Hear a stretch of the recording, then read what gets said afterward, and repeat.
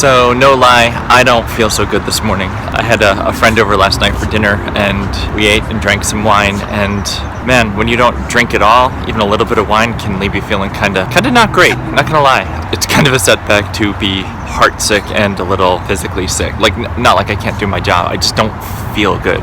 Typically, I would run or go to the gym, and today I was just like, blah. It was a really good for me, a good dinner. Cleaned up the house, got everything, like the house looks really nice. I made a real meal. I made a roast chicken and broccolini and corn on the cob and butter poached potatoes, and it was nice to be back in the kitchen because I know how to do that. Like I'm good at that. So that was fun. And the conversation started out broad, and then as food and wine happened, got more specifically about my current situation. And what I love about that friend is it's tough love. It's just so many questions like, why are you still pining over her when she's been so terrible? And why would you still want that? Like, am I actually like obsessed with her? And it's both good and hard to put into words because I committed to something. Like, I fully committed to something. You know, when I got married, I mean, even before, but when I got married, I said yes. I said, I'm doing this for my life. I believe in this. I want this. That's a commitment. And I wasn't nervous, and there was no hesitation because I believe in it. So just because she's removed her part of it doesn't mean I automatically stop. It's not that kind of thing. You know, it's a floodgate. It's just open, and to stop it or to stem the tide, like, it takes work and it takes time. Mine doesn't just flip off. I guess it's good to try and put that into words. I can definitely see from some people's perspectives that I seem hung up on things, and you know, maybe you think I'm just trying to justify it all to myself. It's the best I have right now. It's the best explanation I can have. The best explanation I have is that's I think why I'm where I'm at. I gotta get this dog inside and head out to school. I will talk to you more soon. It's Wednesday and I'm a little behind getting to school. I've got a faculty meeting and I don't want to be late, so I'm rushing. I have a lesson this afternoon, which I'm very excited for because it's my favorite part of the week. I'm feeling better than I was earlier. That's good. The conversation last night was really good, just in terms of bolstering and giving me things to think about. In theory, I should be at a certain place. I should be stronger. I should be okay alone. I should be all these things. I'm just not yet, and I guess I need to give myself permission to take the time it's going to take for me to get to those points and not feel pressured to. Except I do feel pressure in terms of not wanting to lean on people too much or too hard or for too long. Like, people start to resent me. Maybe this week I will try to meet people. I don't know. I need to run because I'm going to be late, but I will definitely catch you up in a little bit. Hello from the cup holder. So she sent the one picture of the horse yesterday, and then last night while I was having dinner, she sent 2 more pictures of the horse, which I really appreciate. Like, to see him, because I miss him, I appreciate. The flip side of it was, where did the pictures come from? And when I thought about it, the horse is in Oregon. Her boyfriend was in Oregon this weekend, so her boyfriend probably got to go see the horse, and she's sending me pictures that her boyfriend took of our old horse. I don't know how to feel about that. I'm happy for the pictures. I just wish his hand wasn't in it, but I guess his hand has been in everything for a very, he's been training the horse for more than a year, so I guess it's all within bounds. It just doesn't feel good. Maybe I'm splitting hairs at this point. Okay, Wednesday is done. I think it was a good day. We got a lot of good work done, got some tabletops glued up. It was pretty positive. I think my criticism of myself is, like, I'm good. I'm a good teacher. I'm just not amazing right now. And that's not to say I'm always amazing. But when I'm confident, and in my old life, I presented better. I feel like I don't make eye contact anymore. I feel like I'm sad. And if I make too much eye contact with students, they'll read me and know what's wrong. And maybe that's funny to say, but we're building good stuff. We're doing good work. We're moving along. We're heading towards the end, and I think it's good. I'd say the work this year is better than last year, so that's a win. I have felt heartbroken for most of the day. A little bit anxious, but just like continually going through my mind is, I can't believe this is my life. Today, I can't believe this is real. Which is different from yesterday when I thought, oh, maybe she'll come back. And I don't know why I'm heartbroken today. She did send me the pictures of the horse yesterday, which maybe that could be it. Maybe that triggered me a little bit. I do miss the horse. I do miss our life that was loving our horse together and going to the barn together. Like, it was a really good life. So maybe that was it. Maybe the horse pictures just reinvigorated that feeling of loss that came from missing the horse and missing my wife and missing the way it used to be. Hopefully, if that's the case, I can recover from that and be okay soon, but that was definitely present today. Aside from that, I'm gonna go home and change, and then hopefully go watch my teacher ride, and then go take a lesson, and just to have an afternoon where I talk to adults, and maybe that will bring me back up and help me feel okay. I am racing up to the show park, or the horse park, to hopefully see my teacher ride. It's funny, where it's a week later, put my breeches on inside, nothing weird. I actually kind of love them and make me feel confident, and I mean, mostly it makes me feel confident. Like, I'm proud of the fact that I get to ride. I'm proud of where my body, like, I feel good. So those are little wins, you know, little ones, not big wins.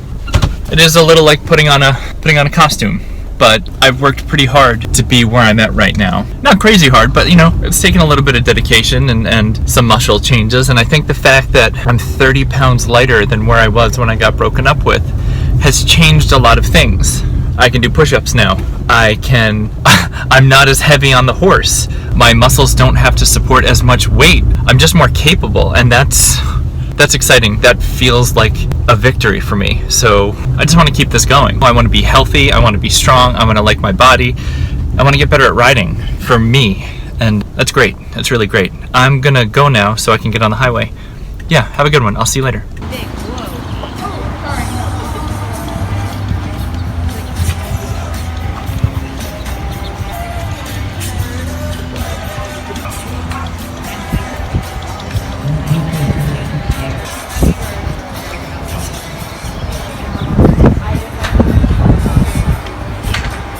So I just left the horse show. The timing was perfect. I arrived and she rode within like less than 10 minutes of me arriving. I got to watch a couple people, and that was really fun. And I was just walking back to the car thinking, and it's not profound, but I'm going to have an ex-wife. You know, when I refer to things in the past, I'll be like, oh, my ex-wife and I hate that term. You know, I only ever wanted her. I never ever thought I'd get married. And then when I did, I was like, this is forever. This is real.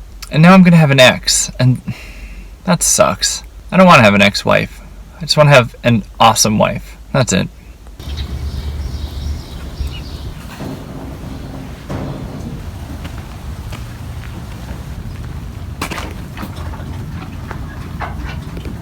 So today was a good day. I had a long lesson that just worked on skills, and I got to ride, and I felt happy to be alive up here around people I like and people who might be friends, and I don't know, I just felt accepted and good. It's late and the traffic going home is incredibly bad, so I'm just kind of hanging out here because what's the point? Nobody's waiting for me at home. Nobody misses me, so I'm gonna hang out here and maybe do schoolwork, or I might go out and find some kind of healthy dinner or something. It's a strange feeling. I remember a couple of weeks ago when I was at the Container Store at night. I mean, it's still the same feeling of like nobody cares when I come and go. It doesn't matter. And being a people person, that makes me sad. I'm a little more used to it, I guess, but you know, it hasn't become amazing. I'm not like, yeah, I can do whatever I want. Like, I really do actually want somebody to be like, hey, when am I gonna see you? I miss you. It's still kind of like that. But that's where I'm right now. It's beautiful up here. It's kind of why it's my safe place now. It's okay. It's a space I am allowed to come to and be at and be okay and be me and work at something, and people know my story enough to, like, I can just be real. It's not like going to school when I have to bite my tongue all the time. But the work here is hard enough where I'm not distracted by how tough my life is all the time. So I'm grateful for that. Like, really grateful. Heading out to the car. It's strange. I kind of hate to leave because I kind of love it here. It's time. The parking lot's mostly empty, and everyone that works where I take lessons has left. So I guess I should take a hint. It's just one of those situations now where I guess I have to brave traffic. I guess I just have to dive in and do it, because at some point you're going to end up wasting time waiting to still sit in some traffic. So I'm going to go see if I can find any kind of healthy food and then head south, and then maybe meet up with my running partner so she can bring her dog over so we can get the dogs comfortable with each other. So yeah, I have things planned this evening. Yay! I'm sure I'll see you later. Bye. I'm just having a walk through downtown, and the thing I keep thinking about right now is, I wonder if she even perceives of what she's done to my life.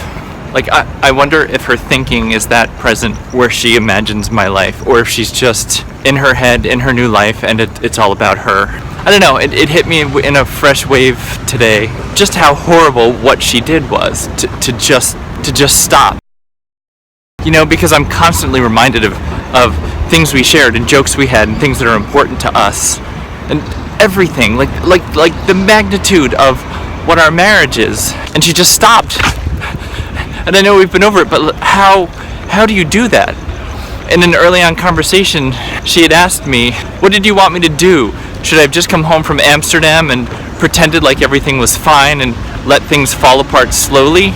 And I didn't have an answer that day because I wasn't sure what to say, but when I think about it now, yes, that's what should have happened. Because it gives me, or it would have given me, the illusion of control. It would have given me some dignity in the whole process.